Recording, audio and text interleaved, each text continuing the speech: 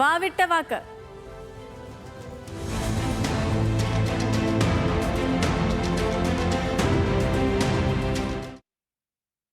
എന്താണെന്നറിയില്ല, തിരഞ്ഞെടുപ്പ് പ്രഖ്യാപിച്ചതിന് ശേഷം നമ്മൾ ഇത് തുടങ്ങിയതിന് ശേഷം എന്നും താരം പിണറായി വിജയനാണ്. എനിക്ക് തോന്നുന്നു ഇന്നലെ നമ്മൾ ഈ ഒരു സെഗ്മെന്റ് ഉണ്ടായിരുന്നില്ല, അതുകൊണ്ട് പക്ഷെ തയ്യാറാക്കി വെച്ച വാർത്ത പിണറായിയുടെ ആയിരുന്നു. ഇന്നും SDP ആയിട്ട് ബന്ധപ്പെട്ട് വാർത്തകൾ മാറുന്നു എന്ന് മാത്രമേ ഉള്ളൂ, ആള് മാറുന്നില്ല. പിണറായി വിജയൻ തന്നെ. മാധ്യമപ്രവർത്തകരോട് ഇന്നും ക്ഷുഭിതനായി മുഖ്യമന്ത്രി. ചിലരുടെ ചോദ്യങ്ങൾക്ക് മാത്രം ഉത്തരമെന്ന് പറഞ്ഞ് പ്രതിഷേധം ഉയർത്തിയ മാധ്യമങ്ങളോട് വാർത്താ സമ്മേളനം കഴിഞ്ഞ് എഴുന്നേറ്റ് പോയ മുഖ്യമന്ത്രി തിരിച്ചു വന്ന് മറുപടി നൽകി. ചോദ്യങ്ങൾ മനസ്സിലല്ല, നേരിട്ട് ചോദിക്കണമെന്നായിരുന്നു രോഷത്തോടെ പിണറായി പറഞ്ഞത്. അപ്പോൾ നമുക്ക് ഇവിടെ നിർത്താം. ഇവിടെ അല്ല, ഇനി പറ്റില്ല. ഇനി നാളെ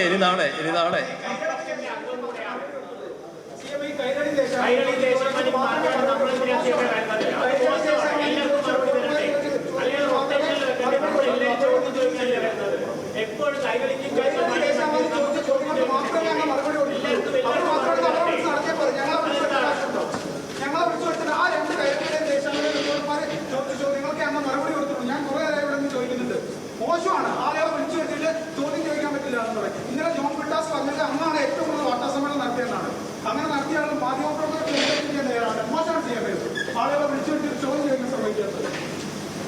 ഞാൻ ചോദിക്കാൻ അവസരം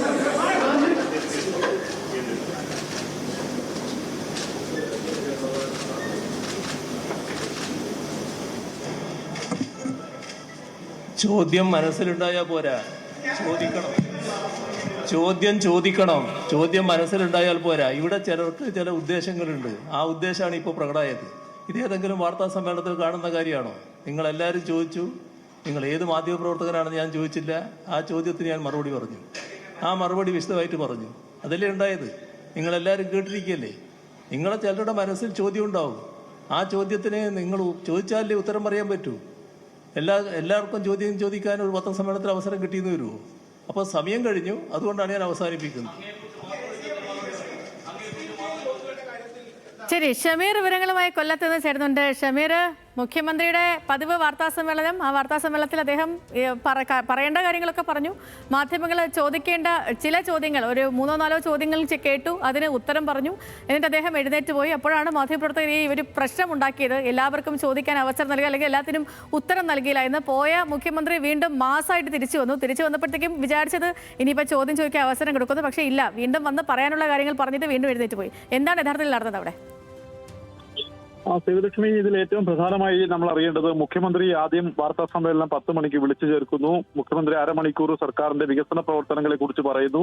ഇതിനുശേഷം മാധ്യമപ്രവർത്തകർക്ക് ചോദിക്കാനുള്ള അവസരം നൽകുന്നു. ഇതിൽ ഏറ്റവും പ്രധാനപ്പെട്ടത്, ഈ വാർത്താ സമ്മേളനത്തിനായി കൈരളിയിൽ നിന്നും 2 റിപ്പോർട്ടർമാരും ദേശാഭിമാനിയിൽ നിന്നും 4 പേരുമാണ് എത്തിയത്.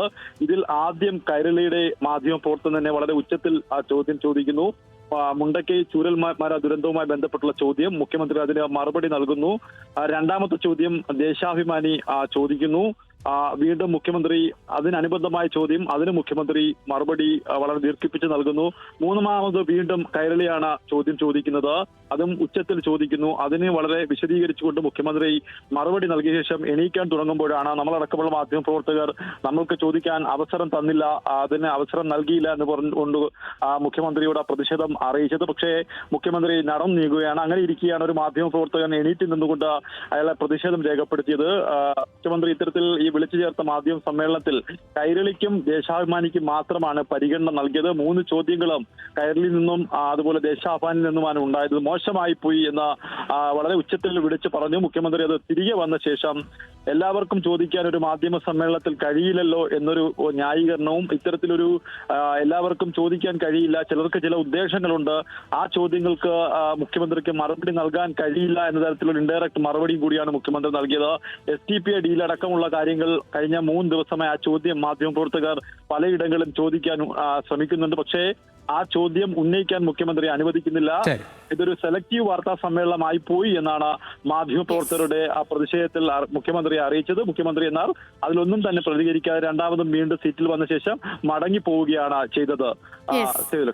ഓക്കെ ലക്ഷ്മി, ഇക്കാര്യത്തിൽ അത് സ്വാഭാവികമാണ്. കാരണം ഒരു മാധ്യമ പ്രവർത്തകർ ചോദിക്കും ചോദ്യത്തിനും മുഖ്യമന്ത്രി മറുപടി പറഞ്ഞു പോകണമായിരുന്നു. നേരത്തെ ഇത്തരം സംഭവങ്ങളൊക്കെ ഉള്ളപ്പോൾ മുഖ്യമന്ത്രി തന്നെ പറയാറുണ്ട്, എനിക്കെതിരെ ഏതെങ്കിലും തരത്തിലുണ്ടെങ്കിൽ VS-നോട് പറഞ്ഞ വളരെ വിഖ്യാതമായ വാക്കുകളൊക്കെ ഉണ്ട്. അത് ആ അർത്ഥത്തിൽ ഒരു ചോദ്യം വന്നു, ആ ചോദ്യത്തിന് മറുപടി പറഞ്ഞാൽ ഒരുപക്ഷെ എനിക്ക് തോന്നുന്നു ഈ വന്ന ചോദ്യങ്ങൾക്കൊക്കെ മറുപടി പറയാൻ മാത്രമുള്ള കാര്യങ്ങൾ അദ്ദേഹത്തോട് അടുപ്പമുള്ള ആളുകൾ, പ്രത്യേകിച്ച് ജോൺ ബ്രിട്ടാസ് അടക്കമുള്ള ആളുകൾ, അതുകൊണ്ടാണ് ആ മാധ്യമപ്രവർത്തകൻ ആ പേര് തന്നെ എടുത്തു പറയാൻ കാരണം SDP-യുടെ വോട്ട് വേണ്ട എന്ന് പറഞ്ഞാൽ ഏതെങ്കിലും തരത്തിൽ കേരളത്തിൽ വലിയൊരു മാറ്റം ഉണ്ടാകുമെന്ന് ആരും വിചാരിക്കുന്നില്ല. കാരണം വോട്ടാണ് ഒരു മണ്ഡലത്തിൽ പറയാനുള്ളത്. കാരണം 75,000 വോട്ടാണ് 40 മണ്ഡലത്തിൽ മത്സരിച്ചിട്ട് പോലും അവർക്ക് കിട്ടിയത്.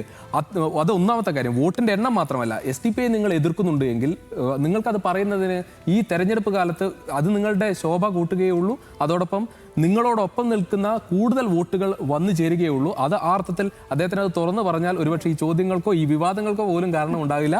എന്തിന് അദ്ദേഹം ഇത്തരത്തിൽ പെരുമാറേണ്ട ഒരു സാഹചര്യത്തിൽ എത്തിയെന്നതാണ് സാധാരണ രീതിയിൽ നമുക്ക് തോന്നുക.